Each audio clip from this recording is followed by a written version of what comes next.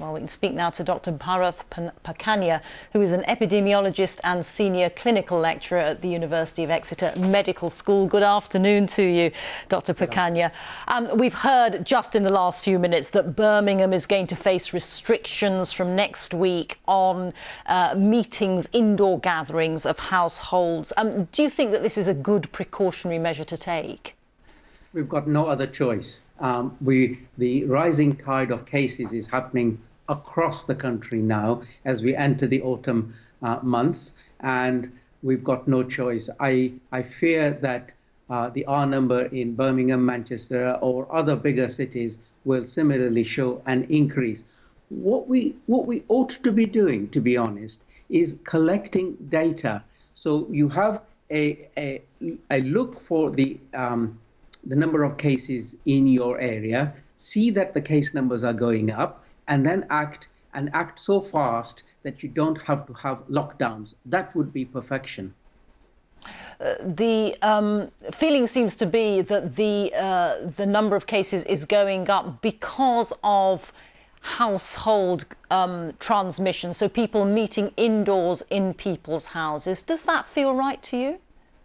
Well, it's not only indoors and households. I think when we started off with go out to help out, to eat in restaurants and pubs and similar places, that too has probably been a focus of transmission of infection. And then, of course, as we now enter the autumn cooler months, people are more indoors and they will be socializing indoors. So what has happened from summer to now is the gradual dropping off the guard, and as you drop the guard and you have your increasing circle of people that you're interacting with, infection happens. We need to reduce the circle of people that we interact with and reduce number of people that we interact with both at home and in social settings. I'm also very concerned about long train journeys, long underground network journeys, and the push to go back to the offices. We need to balance it and not necessarily force people onto transport and crowded offices.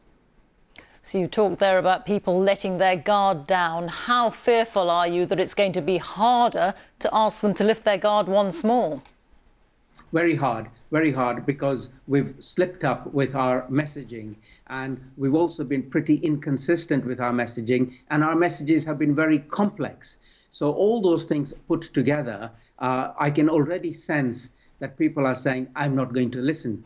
And we heard a few minutes ago about the wearing of masks. Again, we don't get that public health message of you must wear the mask and you must wear it properly. And this is how you wear a mask properly. We need to get those public health messages out as soon as possible, because October, November, December are worrisome months for us. It is inevitable that there is going to be a tussle between the needs of public health and the needs of the economy to get people working again, and people need to work for their own health. Do you think that there is still quite a lot of work to be done to get the balance right? A lot of work. And, the unfortunate thing is we are not working together.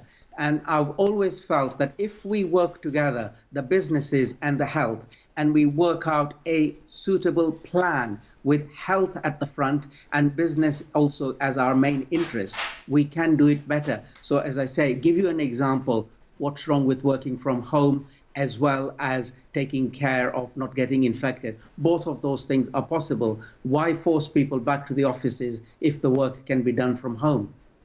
OK, we'll have to leave it there. Very good to talk to you. Thank you so much. That's Dr. Bharath Pakania from the University of Exeter. Thank you.